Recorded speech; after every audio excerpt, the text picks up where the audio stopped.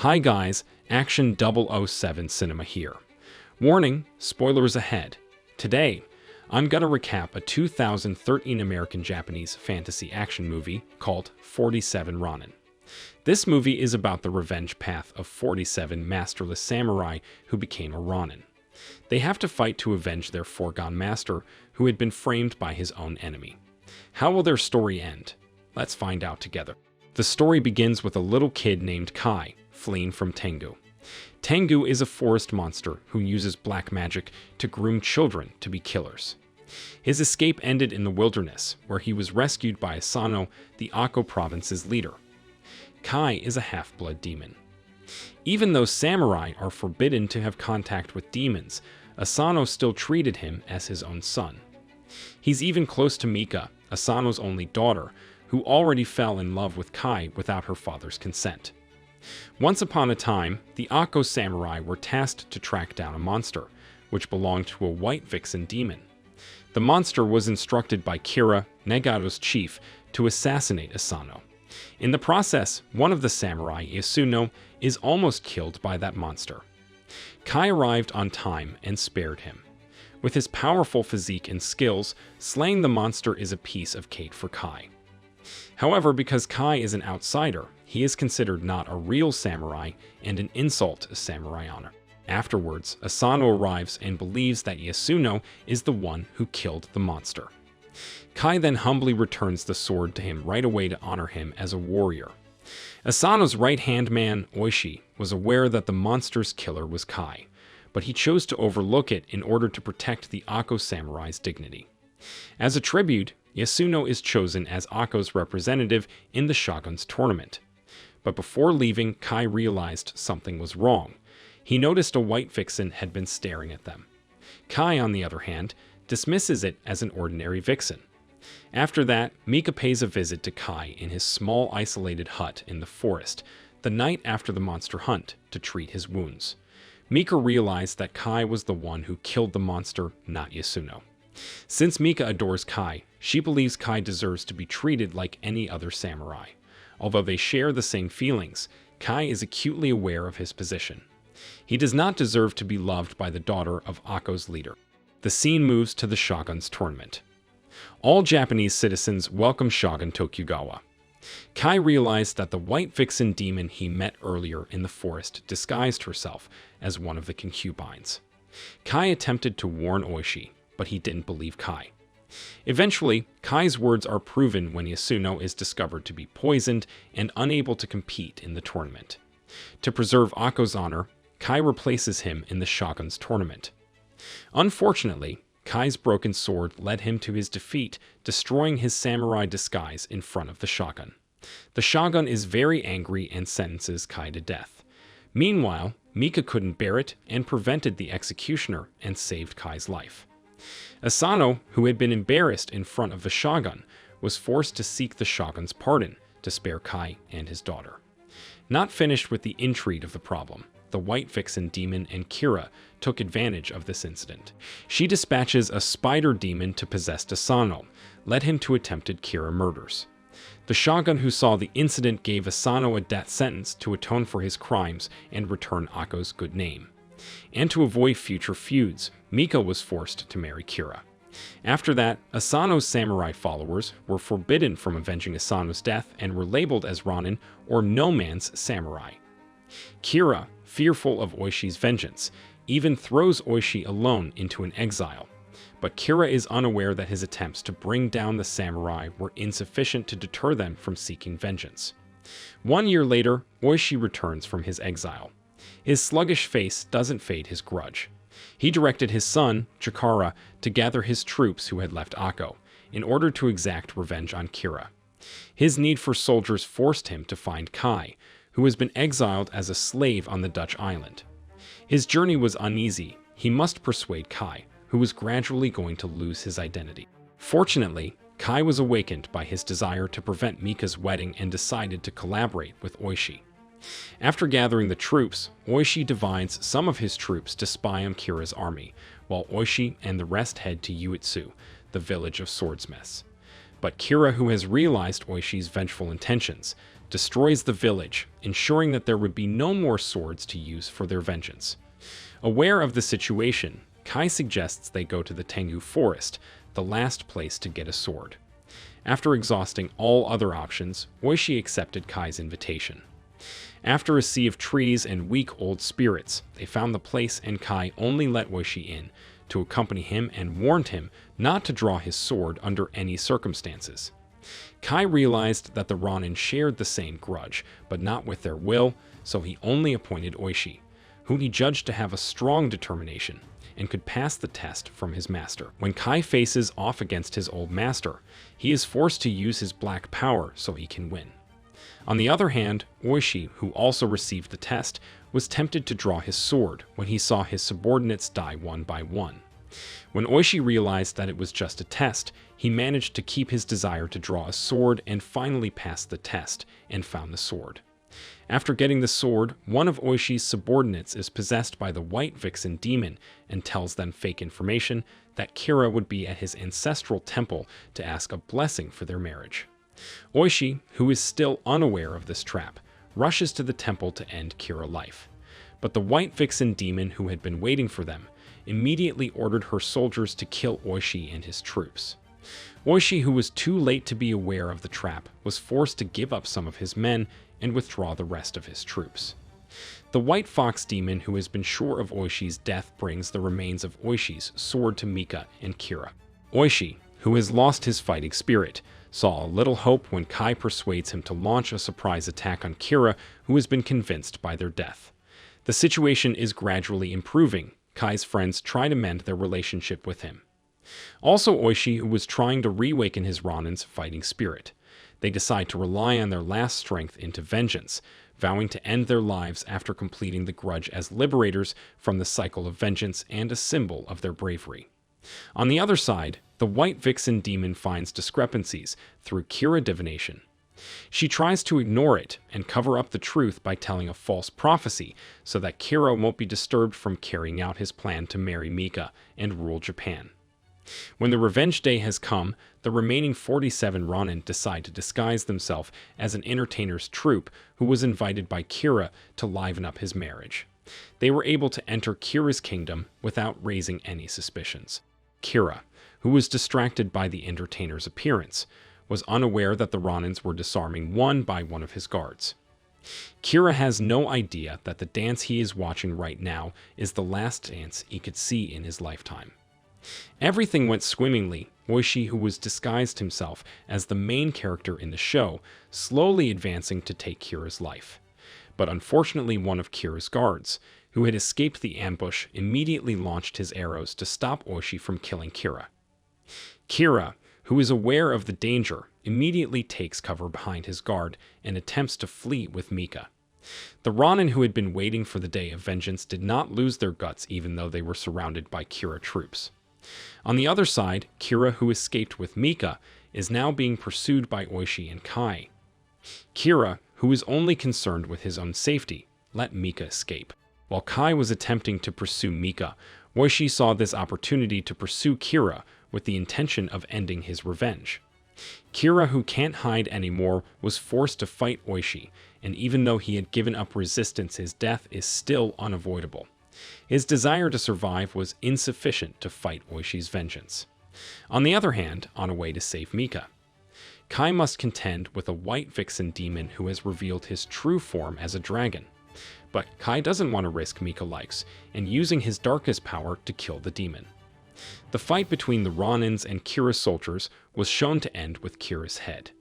The ronins triumphed and their hatred for their former leader was fully avenged. Before fulfilling their oath, they come to Asano's grave to calm his vengeance. Their happiness can only be felt for a short moment. When the shogun saw this incident, he wanted to put them to death as criminals and for breaking the shogun's rules, which forbade them from exacting revenge on Kira. But the shogun, who was touched by the ronin who avenged their master, gave them an honorable death as a samurai. Similarly, Mika and Kai's love story. Even though they were reunited, they never had the opportunity to have a relationship as a couple. Mika has no choice but to accept the shogun's decision to allow Kai to die as a samurai, but their farewell won't prevent them from loving each other even in the next 1,000 lives. In the end of the story, the merciful shogun pardoned Oishi's son to continue his lineage as a samurai and become the next Akko's protector, whereas the rest of the ronin fulfill their last duty to die honorably as samurai in front of the shogun, and memorized as a 47 ronin who died honorably to avenge their master. Everything that comes in the future is a result of everything that we have done in the past. Each and every one of us has something or someone that we should hold in high regard and be duty-bound to protect and honor. What do you think about their honorable path of revenge? Let us know in the comment section below. Don't forget to subscribe and like the video. Thank you for watching. And as always, see you next time.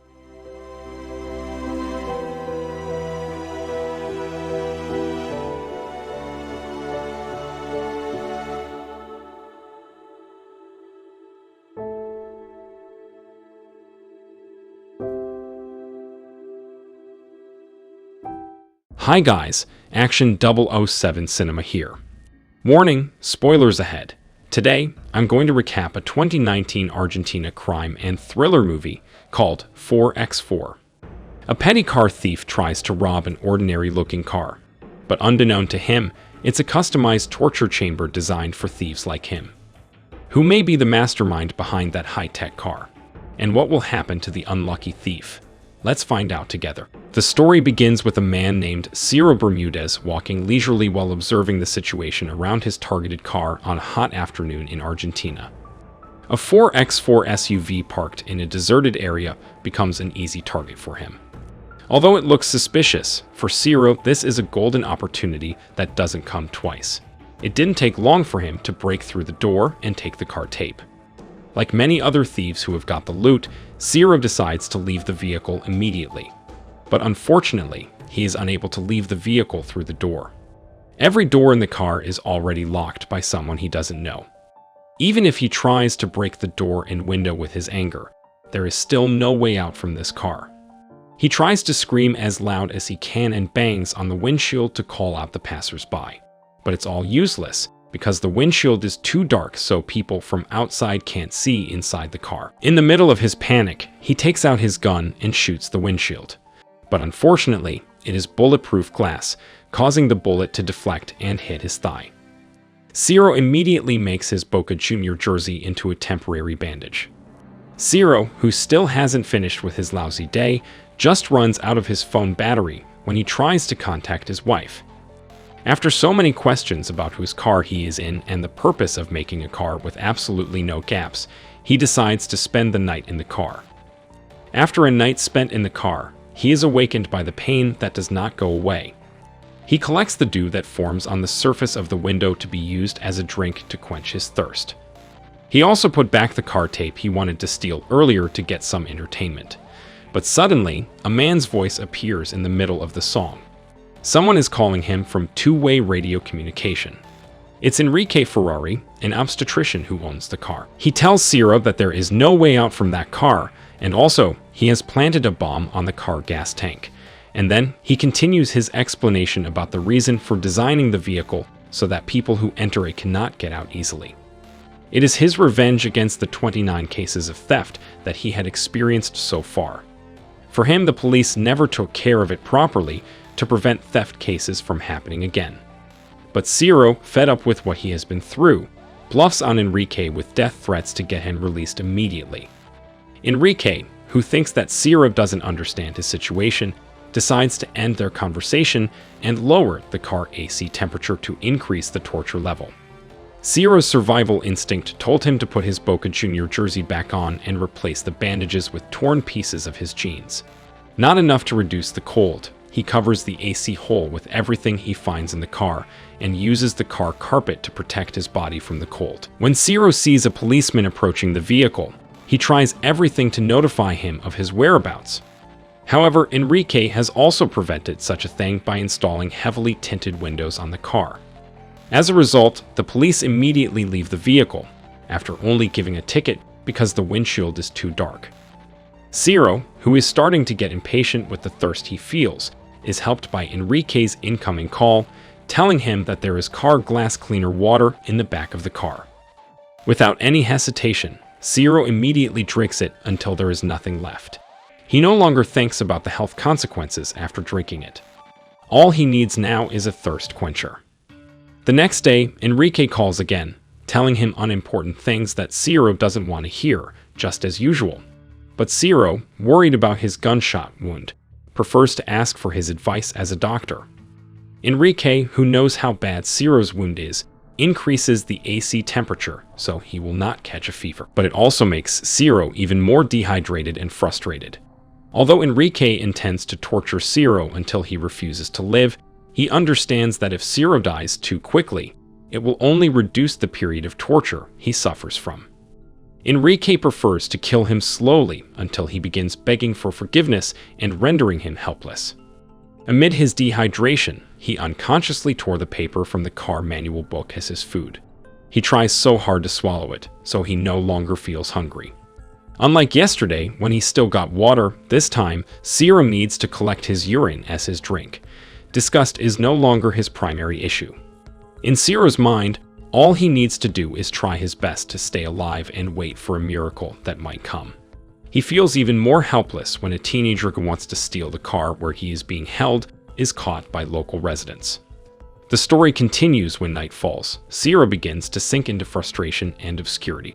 He no longer pays attention to Enrique's incoming call because he knows answering the phone will not help him at all, as he just continues muttering incoherently about his childhood. The following day, Enrique calls again and gives Zero exciting news. He tells Zero to get a pack of cakes near the handbrake. Even if it's just a little, for Zero, the cake is enough to regain some power. When he feels he has enough energy, he continues his efforts to escape by making a hole in the door using a piece of iron. Who would have thought that his effort paid off? A small hole formed, but that's where the luck ends for today. His lind voice can no longer be heard by an elderly man who isn't far from the car. Soon after, Enrique tries to bluff on Zero by saying that Enrique came to his family. Zero, who is helpless, tried to call his family again after replacing the phone battery, which he put under the sun yesterday. Fortunately, Zero is able to connect with his family even just briefly before his cell phone runs out of battery again. Realizing that his death is getting closer, Zero runs out of enthusiasm to get out of the car and just falls asleep. In his sleep, he dreams that he managed to escape from the car. Even though he finally wakes up, Zero never expects that his dream to get out of the car will soon come true. He, who is ready to end his life with a gun, is suddenly stopped by an incoming call from Enrique. This time he comes to Zero and brings a cigarette and chocolate peanuts as Zero's last meal. But Enrique underestimates Zero too much, who he already thinks is completely powerless. Enrique, who begins to be distracted by incoming calls on his cell phone, is surprised by a gun fired at his face. Zero takes this opportunity to run away and look for help. He doesn't have enough time to escape and is shocked by Enrique's grip, who he thought was already dead. The bullet he fired only injured his right cheek, but Zero's efforts are paid off when a policewoman who isn't too far from them realizes Zero is in danger. Despite being ordered to put down the gun, Enrique doesn't listen to the policewoman and tells her to leave them. The story continues with many police and local residents surrounding Enrique with a weapon that pointed at Zero's head. The sheer number of cops doesn't frighten Enrique at all. All he wants is to make Zero pay for what he has done. Things get a little better when a mediator from the police, Julio Amato, arrives to negotiate Enrique's. Although it looks impossible, Amato seems confident in his ability to change Enrique's opinion. Trying to mediate, Amato begins to tell the story of his father, who died as a homeless person, which he regrets until this day. For Amato, taking revenge never brings back anything that had gone. Likewise with Enrique's actions, which will never benefit either party. But the turning point that changes everything is when Amato says that Enrique will only be remembered as a murderer who took revenge on the criminals. Hearing this, Enrique begins to waver about his own choices. For him, who experienced injustice a couple of times, it is only natural to kill the criminals who have harmed him. But in the end, Enrique chooses to follow Amato's advice. Enrique slowly started to release Zero from his grip and let him walk towards the group of police. But when everyone feels that this incident is over, no one expects that Enrique doesn't want to give up yet. For Enrique, who has already gone this far, dying is the best option he has, instead of spending his old days in prison. He enters his car and immediately activates the bomb in his car. It doesn't take long to detonate and startle the crowd. Everyone who is gathered that night perfectly understands how Enrique feels, someone who is just seeking revenge on a troubling thief.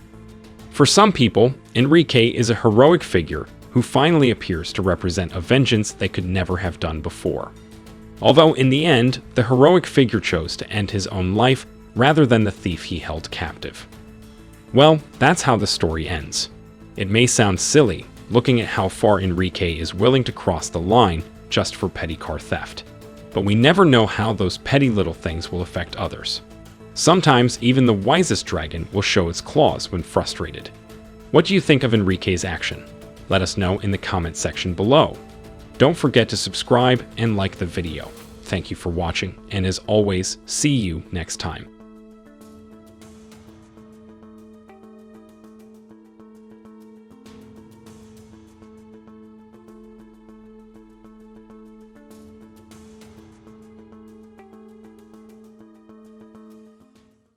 Hi guys, Action 007 Cinema here. Warning, spoilers ahead. Today, I'm going to recap a movie released in 2017 called Ghost in the Shell. A major from a law enforcement team has the body of a cyborg, but the brain and soul of a human. Will she find out about her real past before she becomes a cyborg? Let's find out together.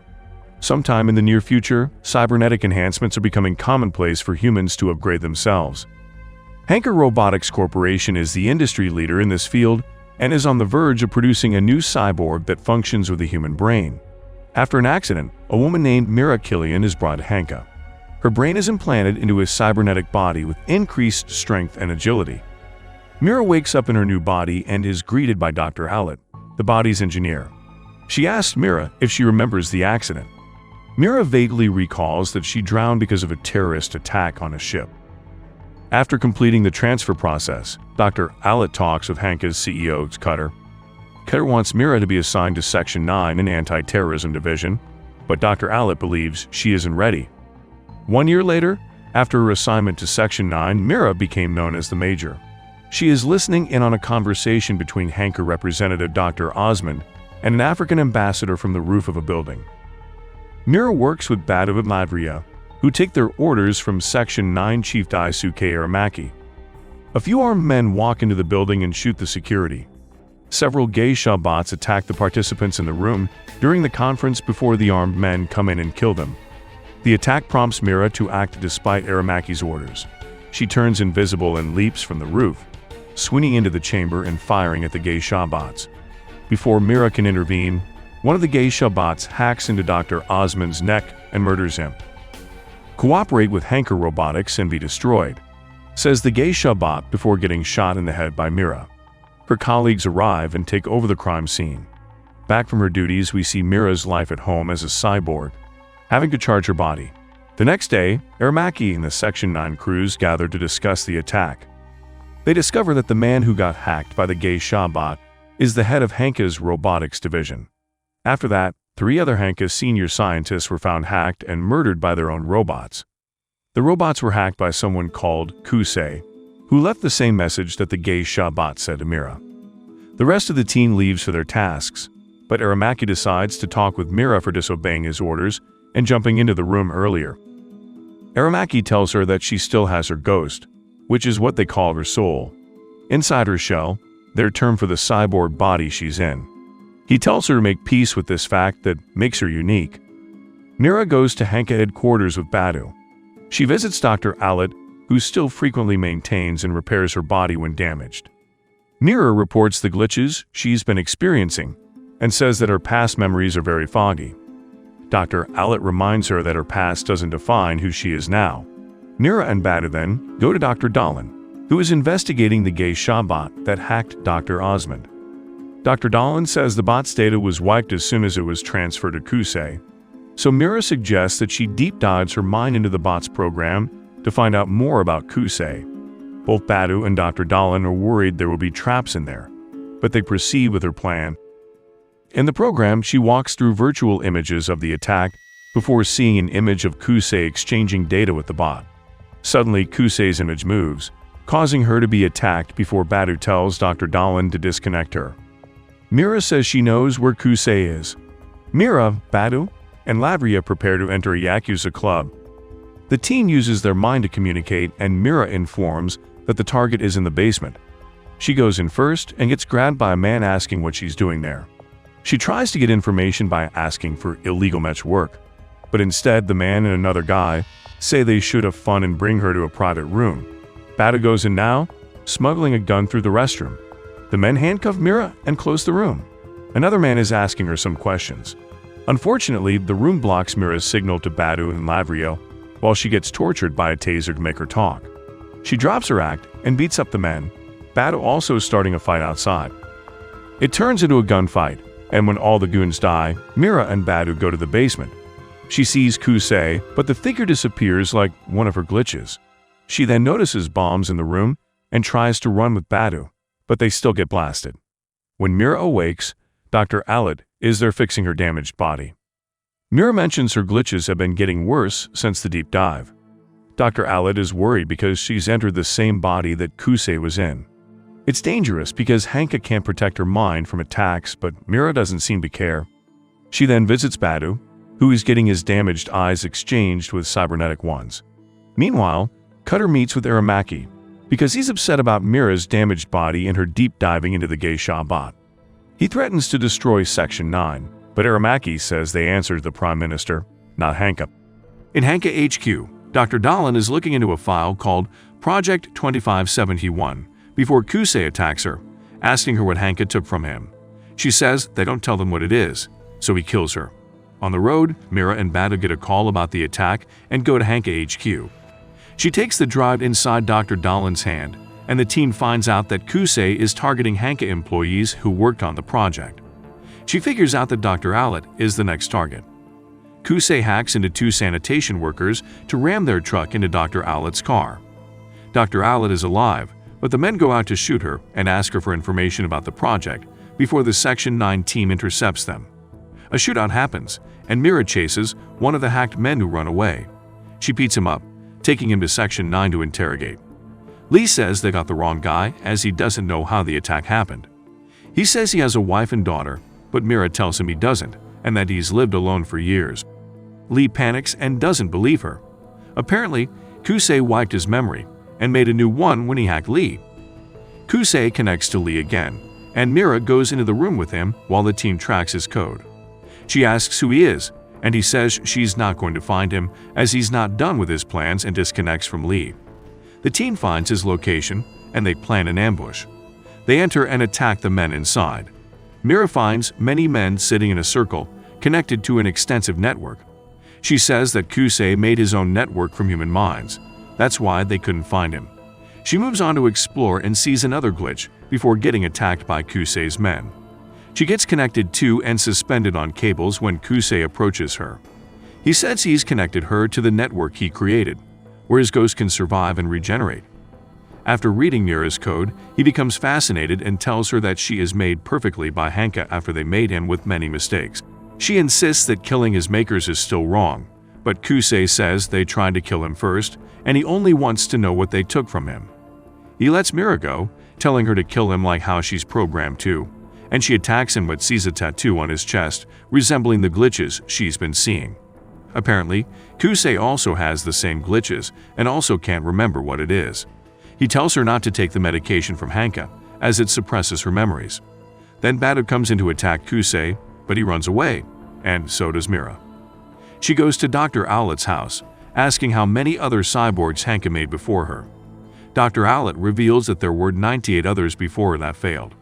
She says that Cutter brought the bodies, and the scientists didn't ask questions. They also gave Mira false memories of her past. Meanwhile, Badu is looking for her and finds her on a boat after diving. She thinks he's going to kill her, but he denies it. The boss, Cutter, wants to bring Mira to Hanka HQ, so he sends many men to take her. She is sedated in a room with Cutter and Dr. Alit talking nearby. Cutter orders Dr. Alit to download the data of Kusei from Mira's mind before killing her. Dr. Allet is hesitant because she cares for Mira, but Cutter tells her to just build a new one. Dr. Allet obeys and goes to delete Mira's memories, but instead, she lets Mira escape while giving her information about her real past. For that, Dr. Allet gets killed by Cutter. He then informs Section 9 that Mira killed Dr. Allet and that they should have no more contact with her, but Aramaki doesn't believe him. Mira goes to an apartment that Dr. Allet gave her the keys to. She meets her real mother there and finds out that her name was Motoko Kusanagi. Her mother thought she was dead after getting chased by the police, who told her that she had killed herself a year ago, although she didn't believe them. Mira gets overwhelmed and leaves, but promises she'll come to visit again. She then contacts Aramaki, saying Hanka lied about her past, and there are others like her, including Kusei, and that's why he's coming for Hanka. She asks him to put her on the grid so Kusei can find her, but it will also lead Cutter to her. Aramaki agrees and says he'll talk to the Prime Minister about Cutter's misconduct. From his office, Cutter is listening to their conversation. He sends some men to kill Aramaki, but he kills them instead and informs the Section 9 team that they're being hunted. Mira goes to the temple that she's been seeing as glitches and remembers the night when Hanka attacked and kidnapped them. Kusei approaches her, and she tells him that his name was Hideo, and they used to live together as runaways. Suddenly, an explosion happens, and a huge spider tank controlled by Cutter starts attacking them. It almost kills Kusei before Mira jumps on the tank and destroys it, along with her own body. She lays on the ground with Kusei, who asks her to join him in his network, but Mira says she's not ready. Kusei's soul then leaves before his head is shot by Hanka's helicopter. They are about to shoot Mira too, but her team from Section 9 comes to save her. Bada comes to help her get up again, and Aramaki visits Cutter to bring news from the Prime Minister that he is charged with murder and crimes against the state.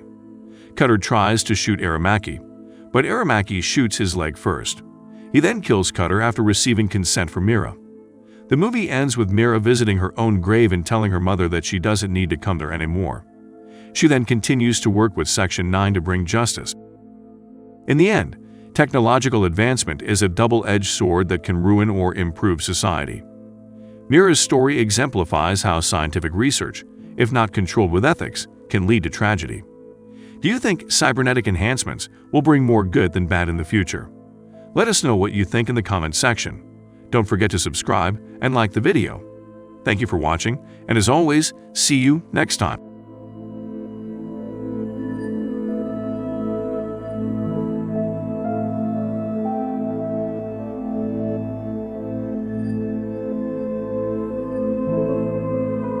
Hi guys, Action 007 Cinema here.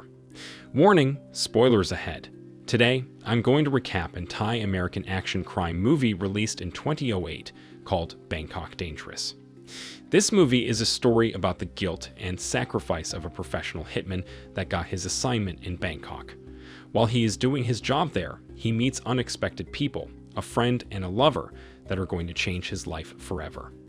What do you think will happen to the hitman in Bangkok? Will he be able to complete his assignment?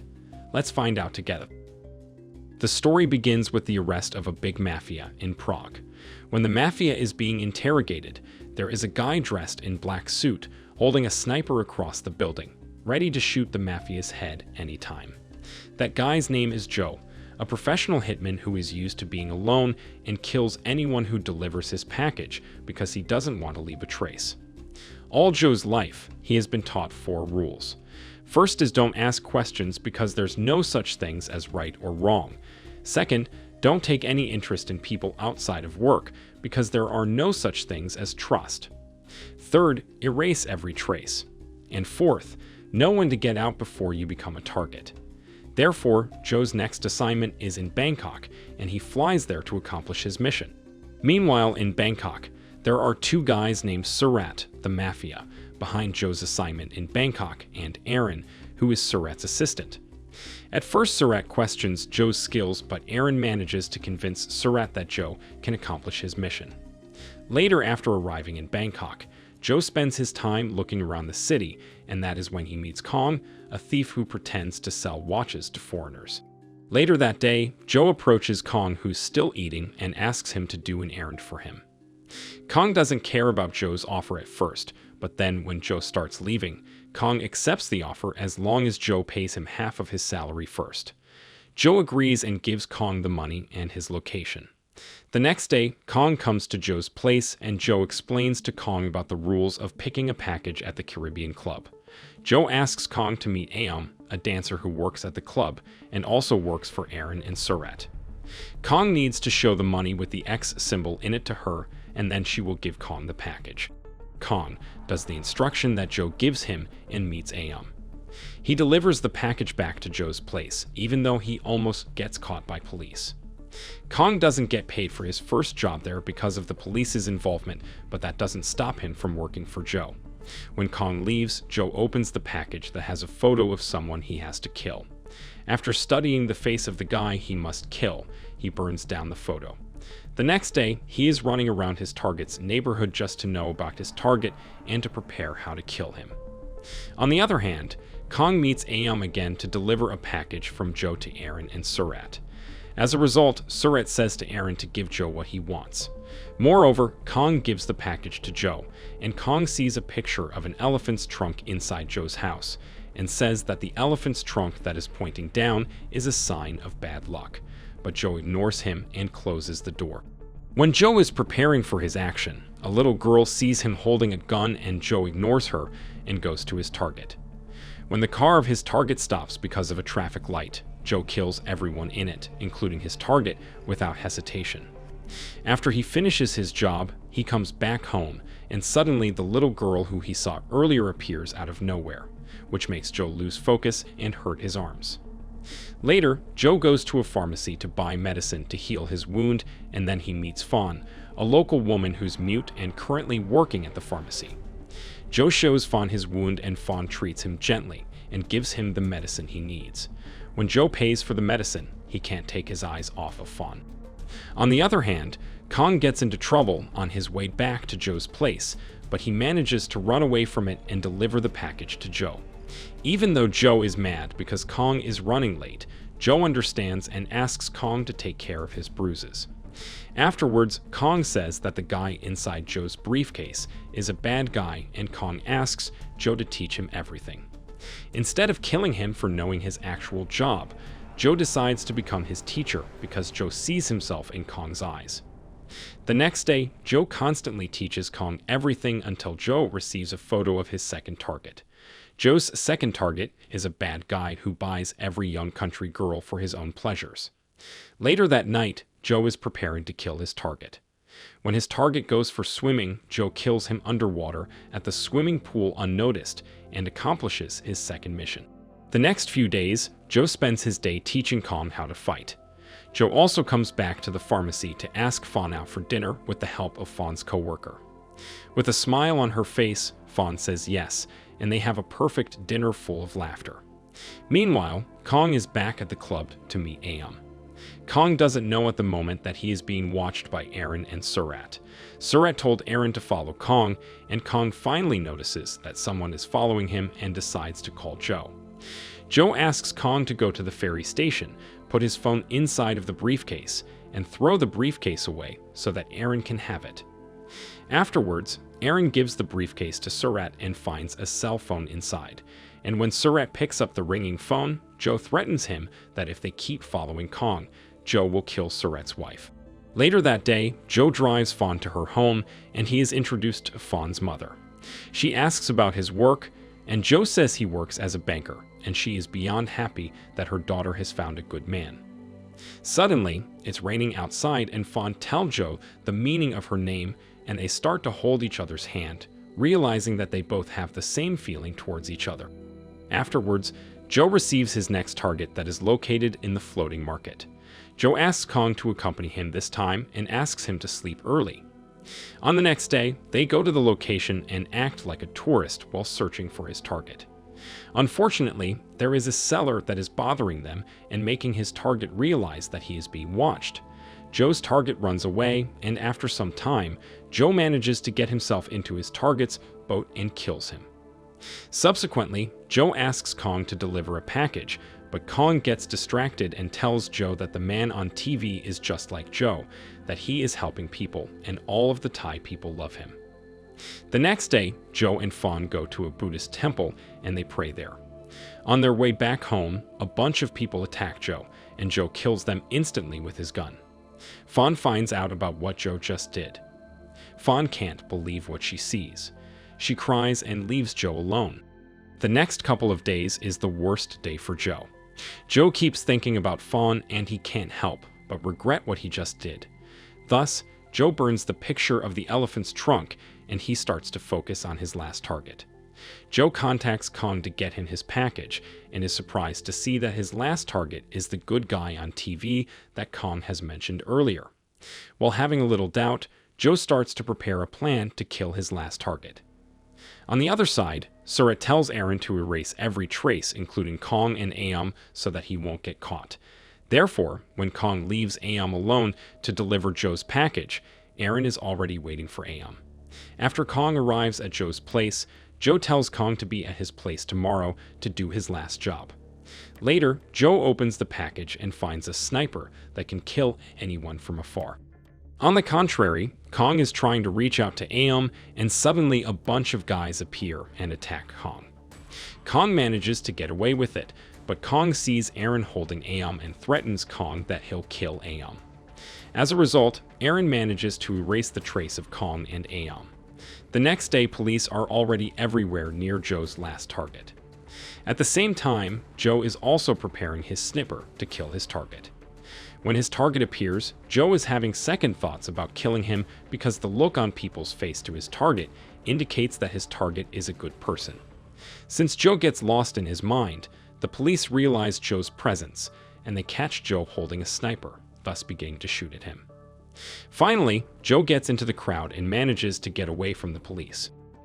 When he arrives home, Surratt's men come to his place to kill Joe.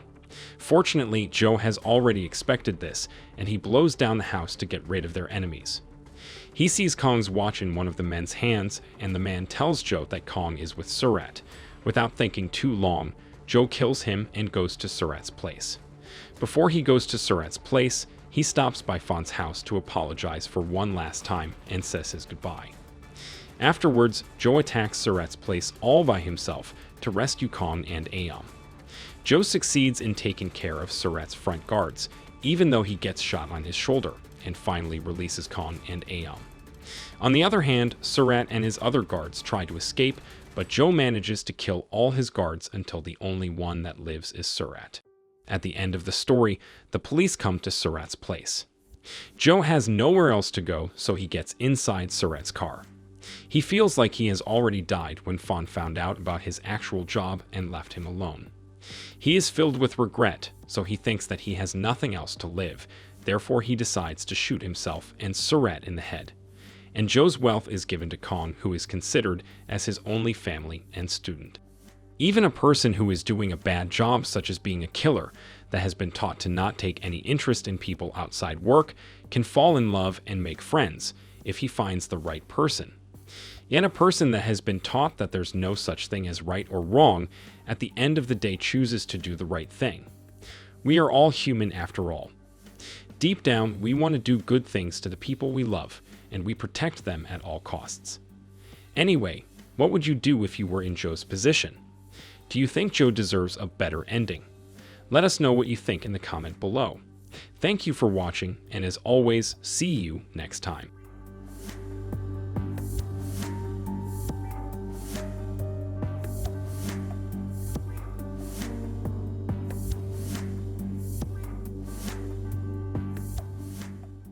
Hi guys, Action 007 Cinema here. Warning, spoilers ahead. Today, I'm going to recap an American science fiction movie released in 2014 called Lucy. The movie is about a young woman who unlocks 100% of her brain capacity with a mysterious drug. With her new profound power, she can manipulate matter and even travel through the flow of time. However, the drug damages and disintegrates her body as side effects. What else can she do with her prowess? Will she survive the side effects? Let's find out together. In the opening scene, the main protagonist narrates how life began. It started billions of years ago from a single cell that finally evolved into a proto-human, something I'm too dumb to understand. In the present, a young American woman named Lucy stands outside a hotel in Taiwan with her new boyfriend. He asks her to take a briefcase to a man called Mr. Zhang in the hotel. She refuses the job offer as she knows what is in the briefcase, but her boyfriend handcuffs her wrist to the briefcase so that she has no choice but to deliver it. Lucy is walking in the lobby when she sees her boyfriend being shot dead, and a group of thugs comes out of the elevator to force her to come with them to deliver the briefcase, like a gazelle being hunted by a cheetah. Lucy arrives at Zhang's room and he comes out with bloodied hands, presumably after beating the corpses on the floor to death, which causes Lucy to feel sick and confused as she doesn't know what's going on. Zhang then calls a translator to communicate with Lucy and writes the number 140 to tell her the briefcase passcode. She opens it to reveal 4 big bags of blue powdered crystals. Meanwhile, from another room, Zhang brings in an addict in bad shape to try out the blue powder. After snorting it, the addict convulses and laughs maniacally before Zhang shoots him in the head. Then, he orders Lucy to transport the powder for him and beats her up until she passes out because she refused the job. Lucy wakes up in a hotel room disoriented and with no memory of what happened. Zhang's men take her to him, where there are also 3 other men. A British man explains to Lucy that she and a few others have had a drug called CPH4 surgically stuffed into her lower intestines, which explains the bandage on her stomach. Zhang and his friends want to smuggle the drug across the world, as it's supposed to be the next big thing because it can increase someone's brain capacity. After the conversation, Lucy gets chained up in another room. Unfortunately, her stomach gets kicked by thugs who want to harass her. The impact causes a tear in the drug bag that was placed in her stomach, and the blue powder starts to leak into Lucy's body. Somewhere else, a neurology professor named Samuel Norman is giving a lecture about brain capacity on campus. He wonders what would happen if a human brain reaches 100% of its capacity, as normal humans only use 10% of their brain capacity. He then explains that even at 40% capacity, humans can possibly manipulate matter and many other crazy things. This theory is shown by Lucy, who begins to convulse and thrash around the room due to the drug leaking. Weird things start to happen, like her rising up to the ceiling before crashing back down and passing out. After a while, Lucy wakes up with glowing blue eyes. Then, she sits up calmly as a thug comes into the room and spreads her legs to seduce him. As the thug approaches her, she flips him over and takes the gun that he left on the table while being seduced earlier. Lucy then frees herself before shooting the thugs who are eating. During the shootout, Lucy gets shot in her shoulder, but she digs out the bullet easily, implying that she doesn't feel pain anymore. After escaping, Lucy goes outside to threaten a taxi driver to take her to the hospital for free by shooting another driver in the leg. Meanwhile, on the way to the hospital, Lucy's senses become more heightened as the drug keeps seeping into her body. Now, she can hear people's voices from outside the car, and can even read the signs written in Mandarin as if they're written in English when she arrives at the hospital. Inside, she goes to the operating room where they're operating on a man. Lucy sees the patient's X-ray scans and shoots the patient, stating that he wouldn't survive anyway as the tumor in his brain had spread too far. She then aims the gun at the doctors, forcing them to operate on her and take the bag out of her stomach. During the operation, Lucy calls her mother to tell her what she's experiencing, as she can feel everything from the air to the blood running in her, and can even remember memories from when she was a baby. She then hangs up after telling her confused mother that she loves her. After getting the bag out of Lucy's stomach and finding out that it's CPH4, the doctor is surprised that she survived this long, as the drug is a chemical that pregnant women produce as nutrients for the fetus. Then, Lucy goes back to the hotel to find Zhang, who is getting a tattoo done. She shoots the guards and tells the tattoo artist to leave before stabbing 2 knives into Zhang's hands. With her new powers, Lucy is able to enter Zhang's mind and figures out where the other drug carriers are going by the image of their plane tickets. As Lucy leaves, Zhang lets out a pain scream from both the knives in his hands and the mind merging. Meanwhile, Lucy decides to go to her friend's apartment to use her laptop for looking into Professor Norman's research on brain capacity, before contacting him and saying that she has read all his papers. She explains to Norman about the drug and her causing the increase of her brain capacity, making her gaining new abilities, and assumes that it is not at 20% as she can manipulate electronics. She decides to prove it by showing herself on the TV, radio, and phone in Norman's hotel room. Lucy ends the call by saying that she plans to meet him within 12 hours. Before leaving, she gives a prescription to her friend as she explains that her kidneys and liver are failing, so she needs to make lifestyle changes. By then, the news about Lucy shooting the hospital patient has started to spread, so as she makes her way through the airport, she changes her hair color and style as a disguise. She then calls a French policeman, Captain Pierre Del Rio, to inform him of the other drug mules transporting CPH-4 for Zhang around the world. She then boards a plane and continues her research on the brain, typing and reading on her laptop at an unnatural speed. While the flight attendants tell Lucy to turn off her laptop, she instead asks for a glass of champagne as she tells the flight attendant to wipe her nose, which is bleeding, without even looking at her. Lucy gets her champagne, but as she sips it, her brain capacity increases again to 40% and her body starts to get damaged right in front of the other passengers. She runs to the bathroom as her teeth start to fall out, her skin disintegrates, her fingers disappear, and her face melts. To return to normal, she snorts the rest of the CPH-4 that she has, but then she passes out. When Lucy finally wakes up, she is in a hotel room and Captain Pierre, whom she called earlier, is waiting there with a few other officers and doctors. Apparently, they have caught the other drug mules that she had informed Pierre earlier. Suddenly, a man named Ji, who works for Zhang, comes to the hospital with a few armed men in order to find the other mules. They take the mules into a room and cut out the bags of drugs from their bodies after killing them. Lucy, who realizes this, immediately sits up and gets out of her room, only to be surrounded by Zhang's men. In a show of her increasing powers, she is able to put all the men to sleep with just a wave of her fingers, leaving only Pierre awake. The two work together to find more of Zhang's men, and with her brain function now at 60%, Lucy can now move them around the hall while creating an invisible wall to prevent Ji from escaping with the briefcase full of drugs. She manages to take the briefcase from Ji and tells Pierre to follow her and leave the place, but Pierre thinks that he won't be of any use for her as she is too strong already. Then, Lucy approaches and kisses him, asking him to come with her as a reminder of the remaining bits of her humanity. Using her powers, she finds a new location while taking over Pierre's car and driving recklessly, as she explains that she has never driven a car before. Meanwhile, behind them, Zhang and Ji follow their car closely in pursuit. Sometime later, Lucy and Pierre arrive at a university where Norman works and the two meet him and his colleagues. She explains to the group that she realizes her brain capacity is much higher than any normal human being now, which explains all the different powers that she has, but that her body needs more CPH-4 in order to continue the growth and not cause her body to disintegrate.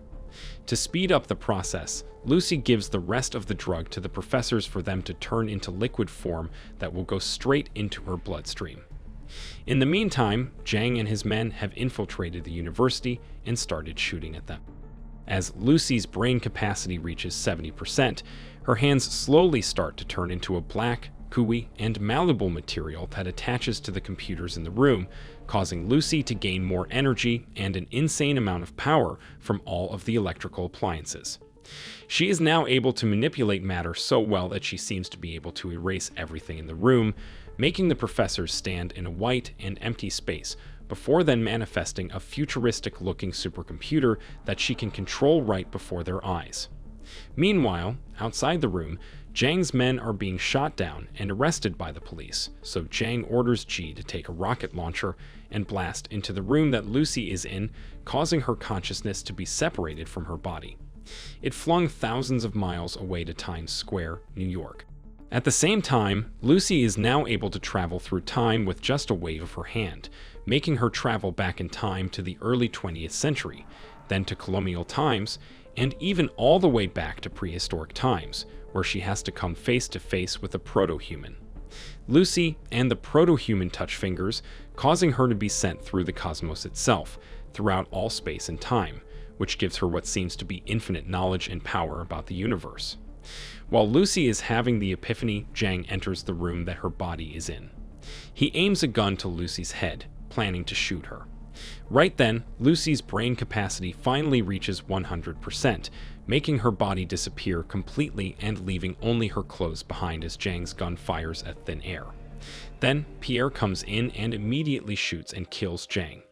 Suddenly, the black matter in the room that was a part of Lucy disappears and morphs into a flash drive that contains information to finally complete Norman's research.